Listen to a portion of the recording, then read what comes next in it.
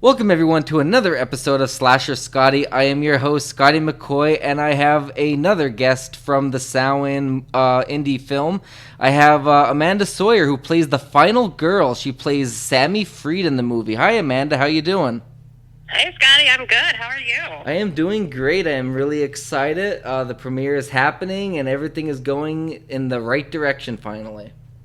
Yes, I am so excited. I cannot wait until July 18th when we can all get together and actually enjoy the film. I know it's going to be amazing. So I have about 11 questions for you. So the first one I got is, how did you get involved with Samhain, and what made you want to pursue it? Well, it's all your fault.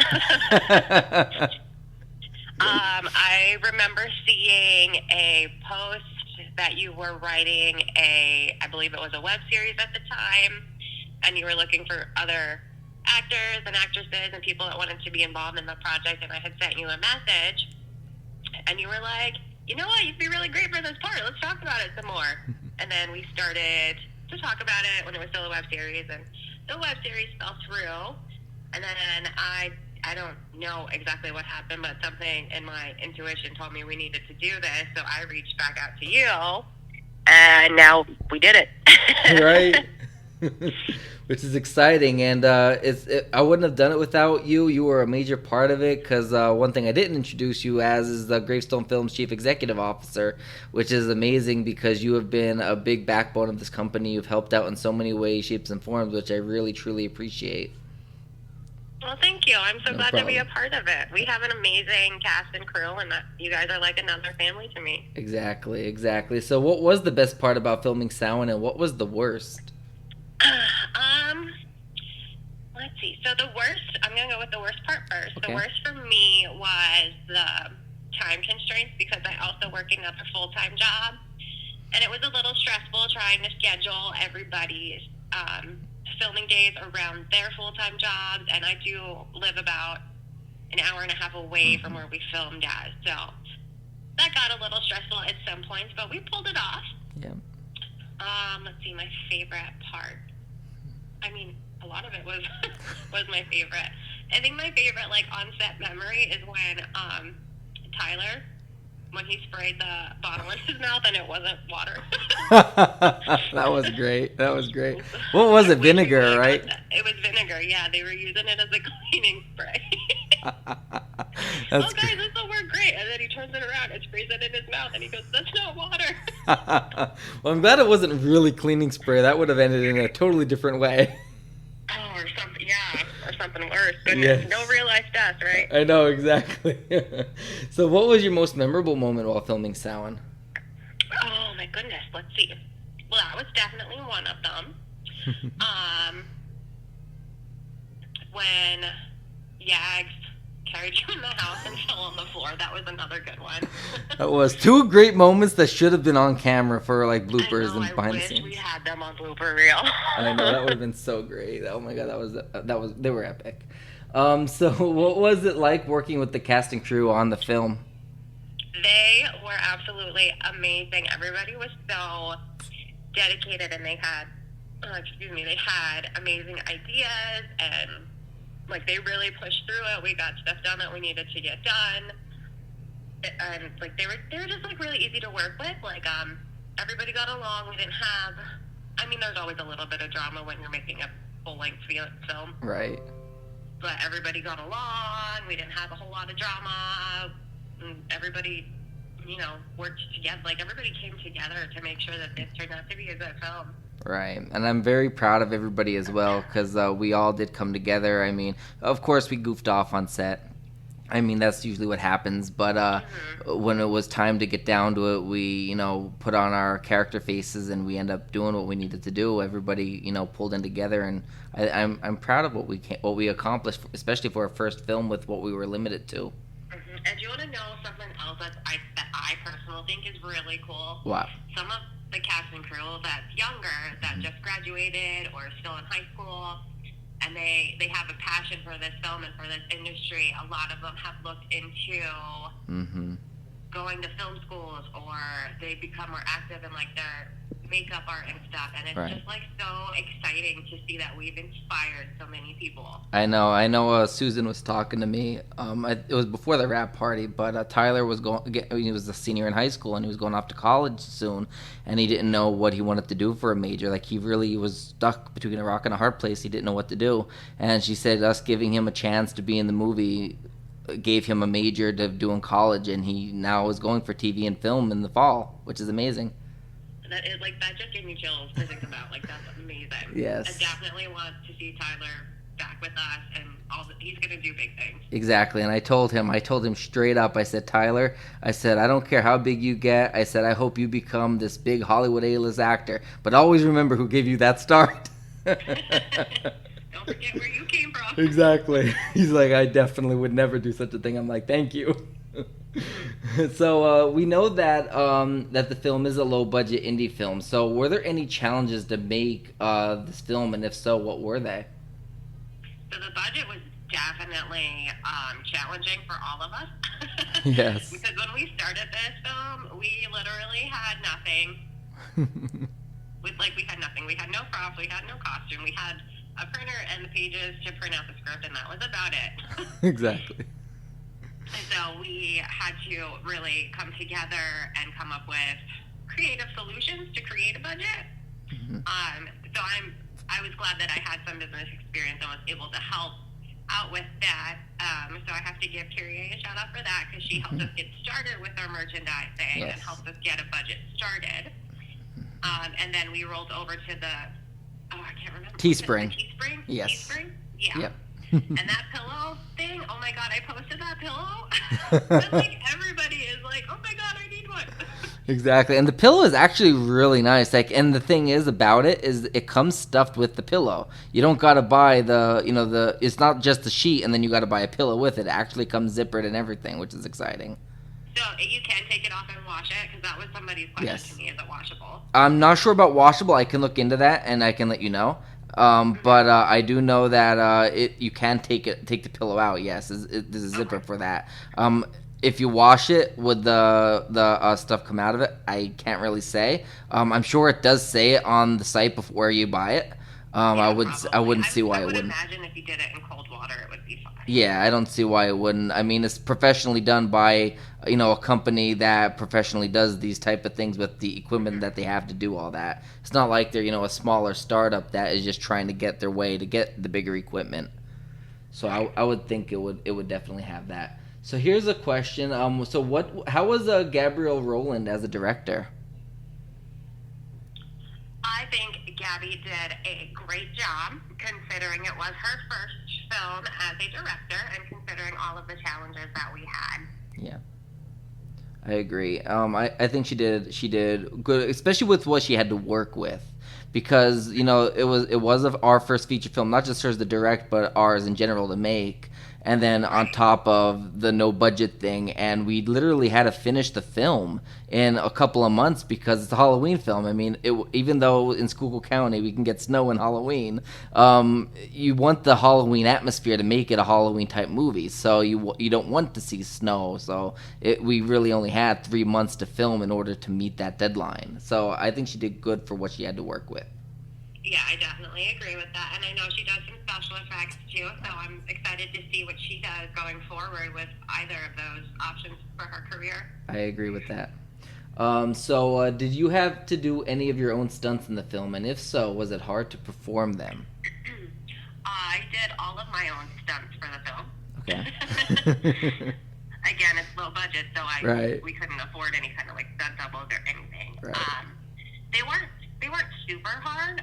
Nothing was like a life-threatening stunt or anything. We didn't use any like sharp objects or anything that could actually hurt somebody. Right.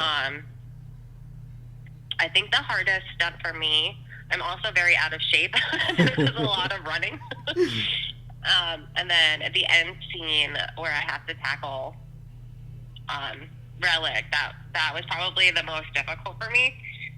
Only because I'm so much smaller than he is. Yeah, but he's very tall, and not just that, but he's very strong. Like, he does a lot of working out, so very meaty, but like in a good way, not like just You Not know what I mean? overweight, like I don't know muscular. how to word that politely. But like he's in great shape, and I know he did all of his own stunts, and I know he does a lot of like physical stuff, like he's doing Right. some kind of bicycle challenge to raise money for kids cancer Right. fundraising and stuff. So, and he's really great at like, well, if you're gonna do it this way, you need to watch out for this. You're Right. doing it this way so you don't injure your shoulder, so you don't hurt your own body. You know, he Right. made sure everybody on set that did do their own stunts was doing it correctly and didn't get hurt too. Right, and he was very dedicated to the role. First of all, like I mean, when we were filming some scenes at the Northwood Park, he ventured on his own way to set up an entire fight scene with weapons he found in the woods, and he came up with a brilliant way to utilize them in the scene. And it worked. Like he didn't get like any serious injuries, but like in the one scene, without spoiling anything, he does his arm after the scene was filmed, his entire like forearm was swollen because of it. And I'm like, does that hurt? He's like, nah, it is what it is. It doesn't matter. It's for the movie.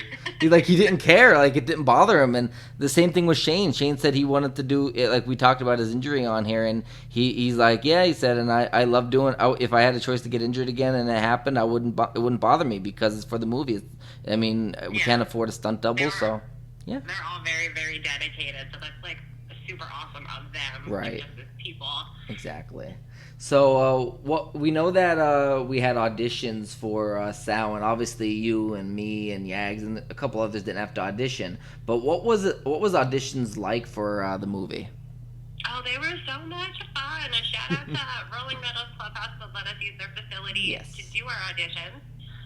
And it was really, like I said, it was super fun because we got to meet so many different people and see all kinds of different talents and different personalities. Yes. And I feel like a lot of them kind of held back a little bit. They were probably nervous. And I mean, a new up-and-coming indie filmmaking company, Schuylkill County, like, I get it. I was nervous for them. I was nervous myself. Like, I know Tyler did not originally audition for the Benji role. He auditioned for a different role. And once we saw his personality, we were like, no, can you read for this role? Because we think you make a really good Benji. Right. And it worked out amazing in the long run. And it's funny because John Dobert, who played Cameron, he actually originally auditioned for the Benji role, and we didn't ask him to do a read for Cameron, but we did ask him if he would be open to other auditions because it was after we saw Tyler do it, and we really knew from the beginning we wanted Tyler for that role because of his personality. They just matched. So he's like, yeah, and one reason why is because without spoiling anything, the one death scene he had John performed during the was one of the scenes that we thought would have been perfect for the movie. So when he used that death scene for his audition, we're like, he did that really well. So I think he would make a good Cameron, and Benji would be, and what Tyler did for Benji would be a good Benji. And it's funny because they auditioned for each other's roles and they got the opposite. Yeah. Which is hilarious. So what was the hardest part for you as an actress in Salon to do while filming your role for the movie? So I had a couple of challenges. I think my biggest challenge, like overall, was still performing as the CEO of Gravestone while also acting in the film. Yeah. Because I still had to make sure that we still had our merchandise going and that everybody on set was still safe and that you had all your contracts and stuff situated, that we were still working on marketing. Yeah. So that was definitely a challenge, but obviously something that we've overcome and are moving forward with. I think for the acting part of it, my biggest challenge was probably like getting in the right mindset for the character, because if you've read the synopsis, you know that my character Sammy and her daddy don't get along very well, and in real life my dad is like my best friend, so it's the total opposite of my actual life, and it took me a minute to get into Sammy's mindset. You know what I mean? Right, and it's funny you said that because when I interviewed Sarah earlier this week, she said the same thing. She's totally opposite of Regina, and that was one of her biggest challenges was just getting in that mindset. So it really takes being a good actress or an actor to end up getting in the proper mindset of a character that really has no resemblance to you whatsoever. Exactly. Yes. So for those that don't know, can you give the listeners a little insight on what the term Samhain means? I will do my best. So Samhain is basically what we know as Halloween. It has more to do with the harvest and more to do with like the Wiccan and pagan kind of like religions, the religions that focus more on nature and on harvesting than it does on death and candy. But throughout time, it's become so Americanized, and now it's basically just get dressed up and go get free candy. Yes. Actually, our Halloween in America is based more off of Day of the Dead, which I think is a Mexican holiday. Right. Yes. So that's just like a real quick tidbit. And Salon, it looks like it's pronounced Samhain, but it's Gaelic, and for whatever reason, the Gaelic people didn't use the same pronunciation we did. So. Right.